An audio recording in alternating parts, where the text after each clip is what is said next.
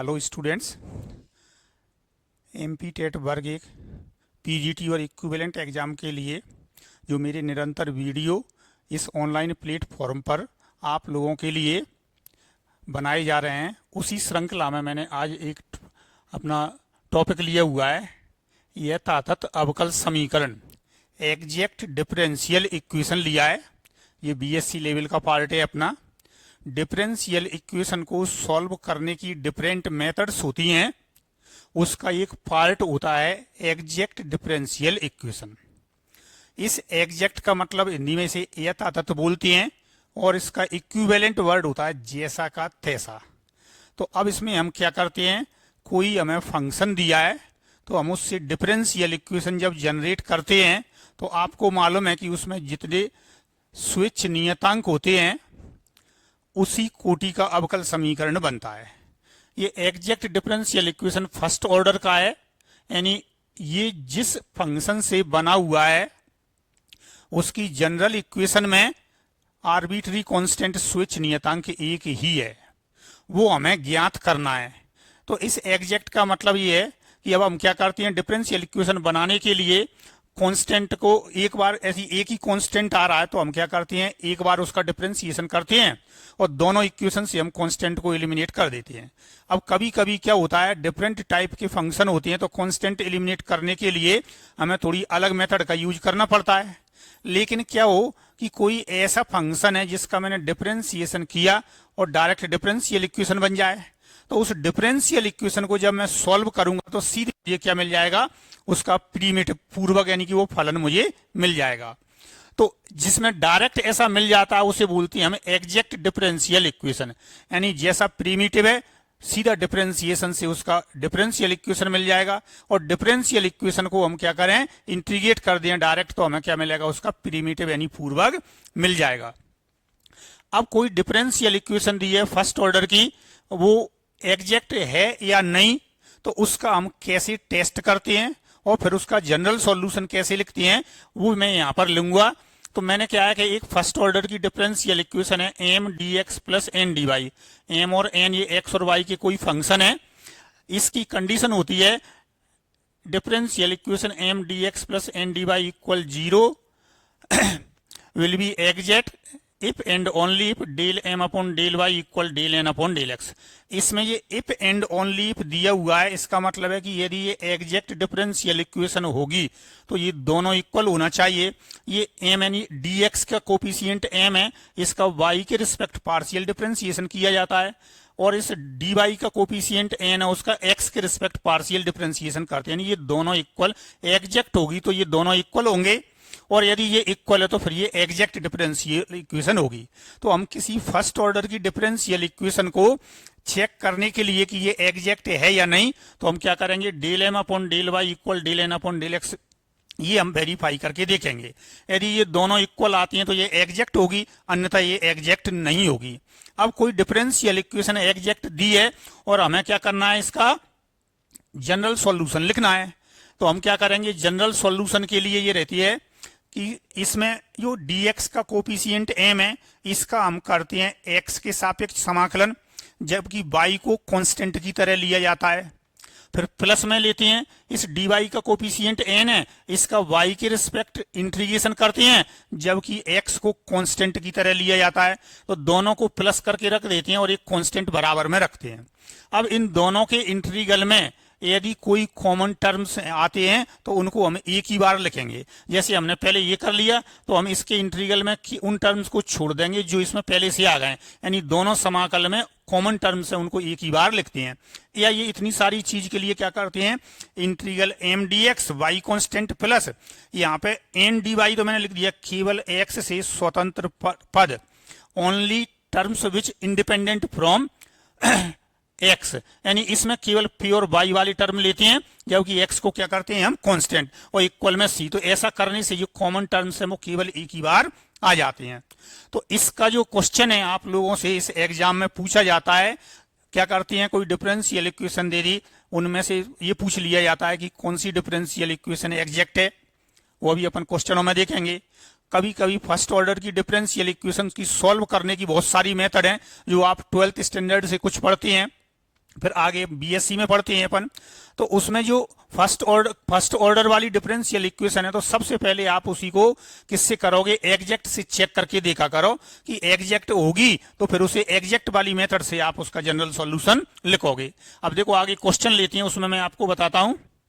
ये लिया है मैंने, निम्न में से कौन सा अवकल समीकरण, कौन सा या कौन से, एक से ज्यादा भी हो सकती हैं, ये कौन से अवकल समीकरण एग्जैक्ट हैं, ये चार मैंने आपको दिए हुए हैं। अब मैंने ये चार डिफरेंशियल इक्वेशन दिए हैं, मैं सुविधा के लिए आपको क्या करूंगा, एग्जैक्ट चेक करने का तो तरीका बताऊंगा ही, और जो एग्जैक्ट होगा उसको मैं यहाँ पे आपका जनरल सॉल्यूशन लिख के और बता दूंगा, तो अलग से अपने को उस जनरल सॉल्यूशन वाले कुछ क्वेश्चन तो लिखे हैं और लिखने की जरूरत नहीं पड़ेगी। तो सबसे पहले हम देखो ऑब्जेक्टिव अप्रोच पर हैं, तो हमें क्या करना है, मतलब एम और एन की वैल्यू देखना है, तो m d x plus n d y से कंपेयर करोगे, तो पहले वाले के लिए हम मतलब प्रत्येक अवकल समीकरण को m d x plus n d y equal 0 से कंपेयर करोगे। तो पहले वाला जो है उसमें देखो एम की वैल्यू कितनी है मेरी 3x², और एन की वैल्यू कितनी आएगी माइनस का 2y। अब देखो जरा इसमें del m upon del y, इसका y के रिस्पेक्ट किया तो 0, क्योंकि इसमें है ही नहीं y, और del N upon del x, इसमें x नहीं है तो ये 0, तो दोनों इक्वल आ गए। क्या आ गया, del m upon del y equal del N upon del x, यानी ये मेरी डिफरेंशियल इक्वेशन कैसी है, एग्जैक्ट है ये वाली डिफरेंशियल इक्वेशन। एक तो ये हो गया, आगे और अपन चेक करते जाएंगे। अब जैसे मान लिया इसका जनरल सॉल्यूशन लिखना होता अपने लिए, इसका जनरल सॉल्यूशन व्यापक हल, तो क्या करते हैं, इंटीग्रल एम डी एक्स लेंगे। देखो जरा ये वाला, तो इंटीग्रल एम डी एक्स करोगे तो कितना लिखा हुआ है मेरा, इंटीग्रल 3x² और dx, x² का x³ अपॉन 3, तो 3 से 3 कैंसिल हो गया, मेरा आ गया x³। अब इंटीग्रल एन डी वाई लेंगे, ये क्या होता है, इसमें y कांस्टेंट लेते हैं और इसमें x कांस्टेंट। अब इसमें हम क्या करते हैं, कौन सा टर्म लेना है जो x से स्वतंत्र, तो देखो केवल एक ही पद है, ये स्वतंत्र है, तो कितना आ जाएगा -2, और y dy, x कांस्टेंट होता है तो कितना आ जाएगा, y का y² अपॉन 2, 2 से 2 कैंसिल हो गया, माइनस का y²। दोनों को हम प्लस करके लिख देंगे तो कितना आ जाएगा, x³ प्लस माइनस का y², यानी -y² बराबर एक कांस्टेंट ले लिया। तो मेरी जो डिफरेंशियल इक्वेशन थी ये फर्स्ट वाली, तो ये कैसी है, मेरी एग्जैक्ट डिफरेंशियल इक्वेशन है। कैसी है, एग्जैक्ट डिफरेंशियल इक्वेशन, और जनरल सॉल्यूशन मेरा ये लिखा हुआ है। अब आप देखिए जरा, मैंने क्या बताया था, एग्जैक्ट का मतलब होता है उसकी प्रीमिटिव से सीधे हमें मिल जाना। तो देखो इसका मैं डिफरेंशिएशन करता तो क्या मिलता, 3x² dx minus 2y dy बराबर सीधा कांस्टेंट एलिमिनेट हो गया।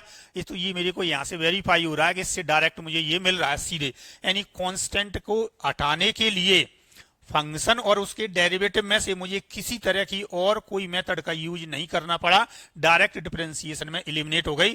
तो फर्स्ट ये इक्वेशन थी ये एग्जैक्ट है, और इसका जनरल सॉल्यूशन ये वाला आ जाएगा। सेकंड वाले को हम चेक करते हैं यहां पर,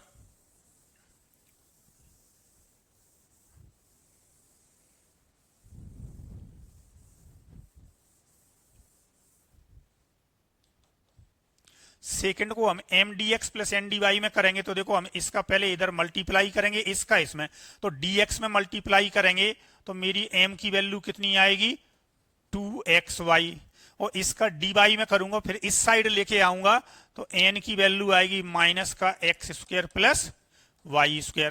अब हम चेक करेंगे del m upon del y, तो ये आ गया मेरा 2x, और del n upon del x देखोगे तो ये आ गया मेरा यहाँ पे x यानी माइनस का 2x। देखिए जरा ये दोनों कैसी हैं, बराबर नहीं है, इसका मतलब ये है कि ये वाली डिफरेंशियल इक्वेशन एग्जैक्ट नहीं है, जबकि ये कैसी है, एग्जैक्ट डिफरेंशियल इक्वेशन है।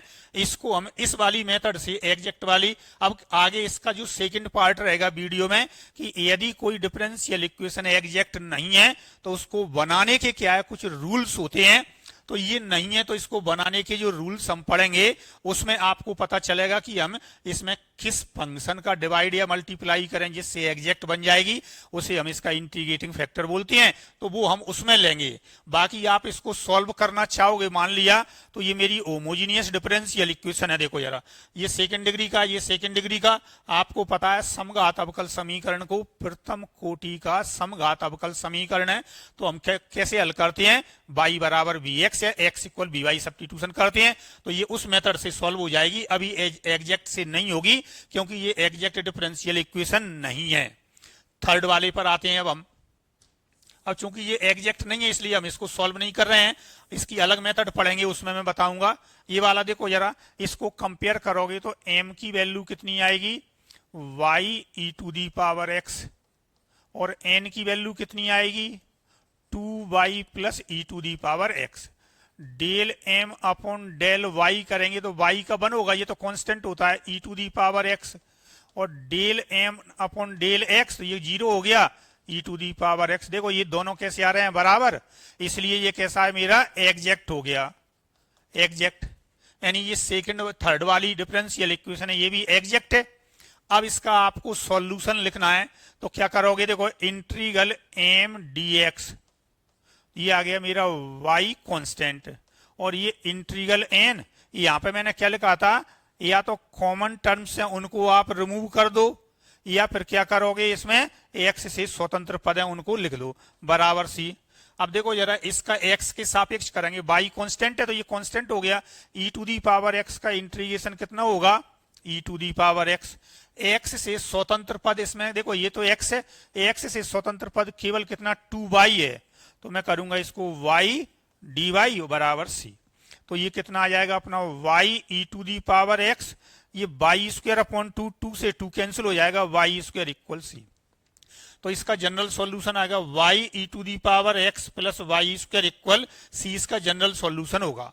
अब मैंने आपको बताया था कि ये इंडिपेंडेंट फ्रॉम x लिखा हुआ है, यदि मैं ऐसा नहीं करता तो इसका y के सापेक्ष समाकलन कितना आता, 2y का हो गया मेरा y स्क्वायर। अब ये तो कांस्टेंट है तो कितना होता, y e to the power x। ये वाला टर्म देखो जरा, पहले से मुझे इसमें मिल ही गया था इसलिए मैं इसको हटा देता, क्योंकि एक बार लिखते हैं। तो आप यहाँ पे क्या करोगे, इस n का जब इंटीग्रेशन करोगे तो उसमें किसको लेना है, आपको x से स्वतंत्र पदों को ही लेना है, इंडिपेंडेंट फ्रॉम x हमें लेना है। लेकिन कहीं पे ऐसी कोई ऐसा दिया है x इंटू वाई इंटू में, तो ये x से स्वतंत्र नहीं है, इसमें y है, इसको तो आपको लेना ही पड़ेगा। तो ए और सी हमारे हो गए, उनका जनरल सॉल्यूशन मैंने आपको बता दिया। अब आते हैं हम डी वाले पर, तो डी वाले को आप करके देखोगे, ये एग्जैक्ट है, ये मैंने आपके लिए छोड़ दिया है करने के लिए। इसको भी आप जैसे मैंने बताया है आप स्वयं इसके लिए करेंगे, क्योंकि आगे मैंने और क्वेश्चन लिए हुए हैं एग्जैक्ट वाले, तो इसको आप स्वयं ऐसे ही करेंगे और देखना एग्जैक्ट है या नहीं, और है तो इसको आप क्या करें, सॉल्व करें। नेक्स्ट, अब ये क्वेश्चन ले लिए मैंने, ये दिया है आपको, इसका जनरल सॉल्यूशन हमें लिखना है। क्या लिखना है, जनरल सॉल्यूशन। तो मैं पहले चेक कर रहा हूं यहाँ पे कि ये एग्जैक्ट है या नहीं। तो हम क्या करेंगे, ये मेरा क्या लिखा हुआ है, m, तो देखो m इक्वल कितना है, 1 plus 4xy plus 2y square.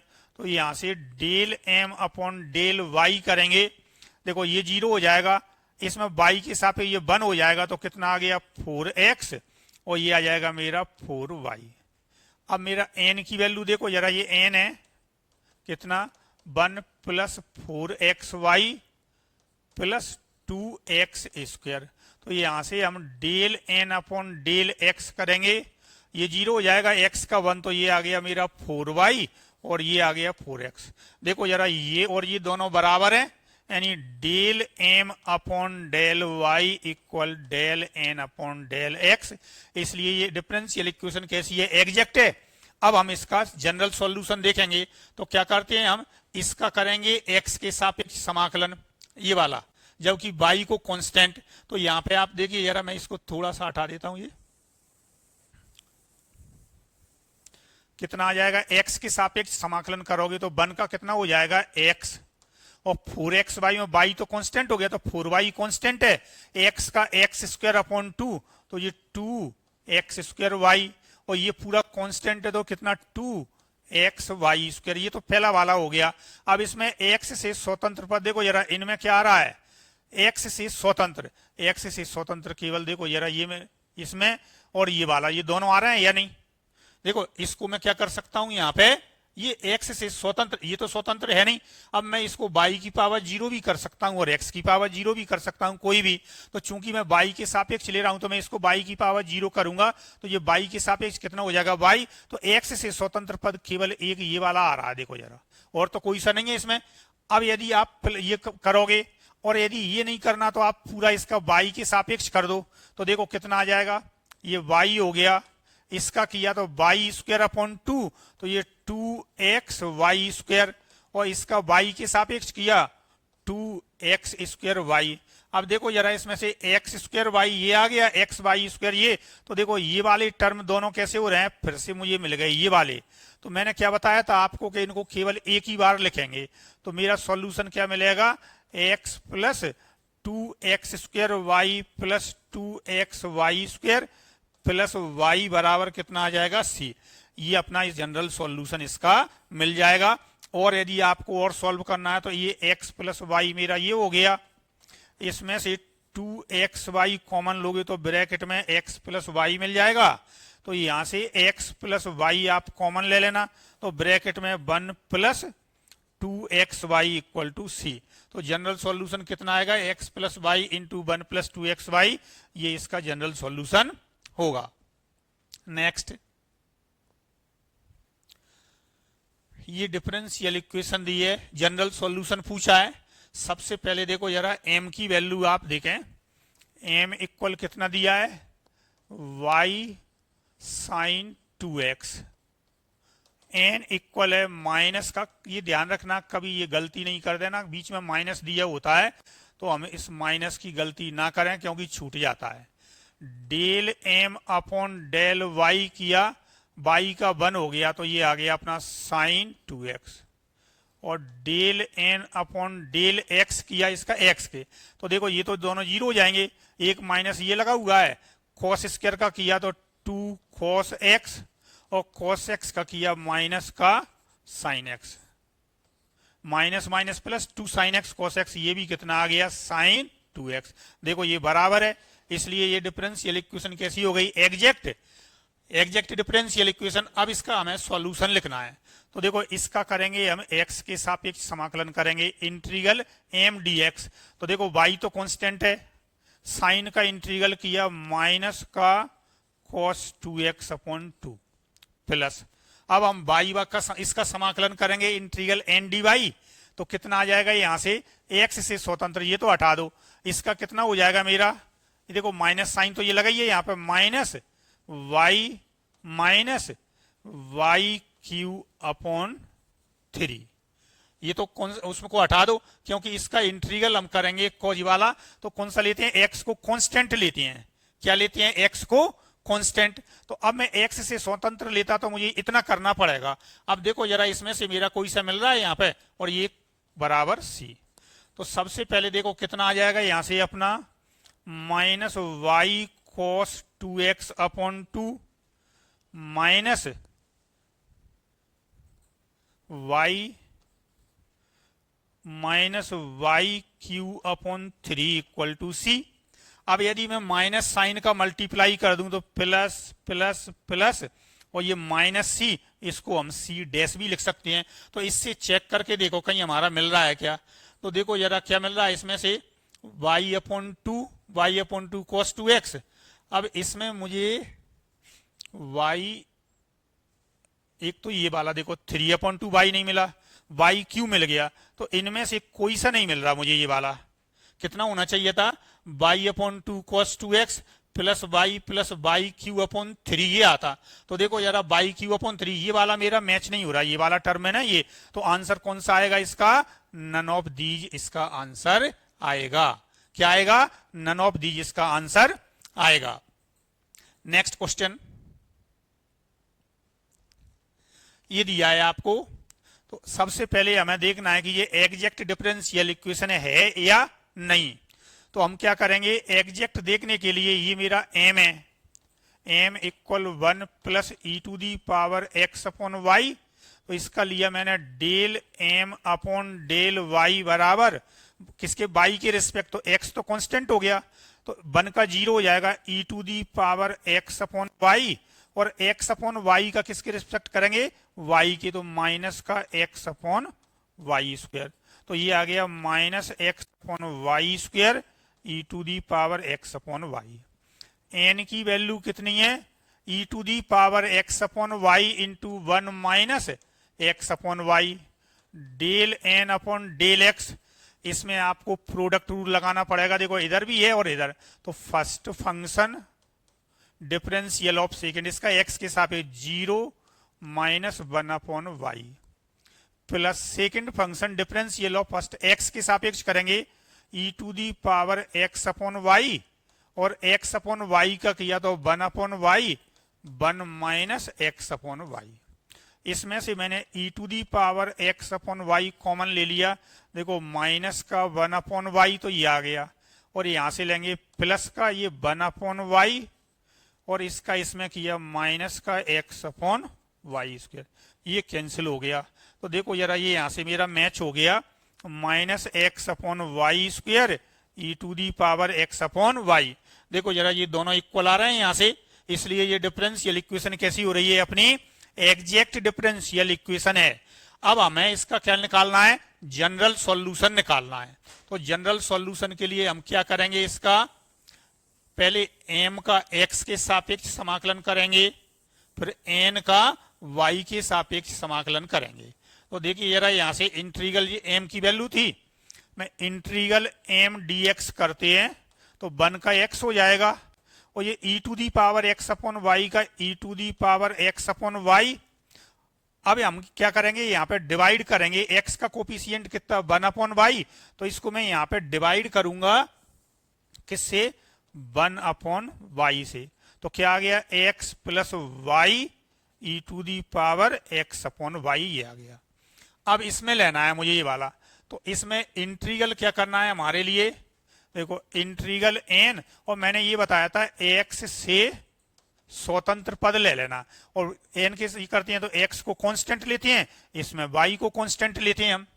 अब आप बताओ जरा, इसमें x से स्वतंत्र पद कोई सा है ही नहीं, देखो इसमें भी x आ जाएगा, इसमें भी, तो कोई सा भी नहीं आएगा इसमें, मेरा इसमें कोई भी टर्म मुझे नहीं मिलेगा, तो ये वाला मेरा है ही नहीं, इसके अंदर क्या है, ये वाला 0 है मेरा, 0 dy, तो ये कांस्टेंट ही आएगा, ये वाला कांस्टेंट तो मैं उसमें लूंगा ही पहले। तो क्या मिलेगा मुझे, general solution x plus y e to the power x upon y equal एक कांस्टेंट के फॉर्म में आएगा, ये वाला, ये अपना, क्योंकि यहां मैं प्लस में c रखता, c को इधर लाऊंगा, तो ये मान लो c1 है वो c2 है, तो दोनों को मिला के क्या लिख देंगे, c। भाई ये तो आ गया मेरा पहला वाला इंटीग्रल, इसमें कोई टर्म नहीं है, तो इसका इंटीग्रल आ गया कोई कांस्टेंट c डैश, तो मैं क्या करता यहाँ c डैश, फिर इसको इधर लाता c माइनस c डैश को कोई दूसरा तुम लिख सकती हो कांस्टेंट, इसलिए उसको लिखने की जरूरत नहीं है। तो मेरा सॉल्यूशन क्या बनेगा, यहाँ पे x plus y e to the power x plus y e to the power x upon y, बी कैसा इसका आंसर होगा। बहुत ही इंपॉर्टेंट क्वेश्चन है ये वाला, इसको बहुत अच्छे तरीके से करके रखें। ये वाला क्वेश्चन 12th में भी है और 12th से लेके बीएससी तक है, अलग अलग मेथड से सॉल्व होता है, लेकिन इस एग्जैक्ट वाली मेथड से बहुत जल्दी सॉल्व हो जाएगा। नेक्स्ट देखो, ये दिया है मुझे m की वैल्यू कितनी है, x plus 2y minus 3, del m upon del y करेंगे, y के रिस्पेक्ट 2 आ जाएगा, del n upon del x, इसका आप ये माइनस साइन तो ये लगाइए, माइनस x के सापेक्ष करोगे, देखो ये 0 हो जाएंगे, ये x का 1, तो कितना आ गया मेरा यहाँ से 2, ये वाला कितना आ गया यहाँ से, देखो इसका del m upon del y किया तो कितना आ गया 2, और del n upon del x किया तो ये कितना आएगा मेरा माइनस का 2 आएगा। देखो ये दोनों बराबर नहीं है, ये दोनों, इसलिए ये डिफरेंशियल इक्वेशन कैसी है, एग्जैक्ट डिफरेंशियल इक्वेशन नहीं है। अब मैं केवल यहाँ पे क्या कर देता, सपोज कर ये वाला, तो आंसर कौन सा हुआ, नन ऑफ दीज, क्योंकि कोई सॉल्यूशन इसमें से आएगा नहीं। अब आप देखो, यदि मैं यहाँ पे क्या कर देता, प्लस कर देता, ये माइनस है ना ये वाला, इसको प्लस कर देता, तो ये मेरा कितना बन जाता, प्लस बनता या नहीं, ये तो ये कैसी बन जाए, दोनों वैल्यू इक्वल आएंगी, इसलिए एग्जैक्ट डिफरेंशियल इक्वेशन बन गई है। और एग्जैक्ट डिफरेंशियल इक्वेशन है, आप इसका इंटीग्रेशन कर देना, integral m dx plus integral n dy, और जो कॉमन टर्म्स हैं उनको एक बार लिख दो, तो इसका जनरल सॉल्यूशन आपको प्राप्त हो जाएगा। तो स्टूडेंट्स, मैंने आपको बीएससी लेवल का जो डिफरेंशियल इक्वेशन का जो पार्ट था एक एग्जैक्ट वाला, अभी क्या है एग्जैक्ट वाला ही लिया था। एग्जैक्ट यदि नहीं है तो उसको हम कौन से नियम है जिनकी सहायता से बनाते हैं, वो नियम अपन नेक्स्ट वीडियो में लेंगे। तो इस तरीके के आप और आपके पास जो भी बुक्स वगैरह हो उसमें से कुछ क्वेश्चन लिख करके आप प्रैक्टिस करें, क्योंकि इसका प्रश्न निश्चित रूप से पूछा जाता है और बहुत सिंपल होता है, ज्यादा कोई कैलकुलेशन नहीं होती है। स्टूडेंट, आपको यदि ये वीडियो पसंद आया है तो आप इसे शेयर करें, लाइक करें, सब्सक्राइब करें, जिससे मुझे आपको और ऐसे वीडियो बनाने के लिए प्रोत्साहन मिले। धन्यवाद।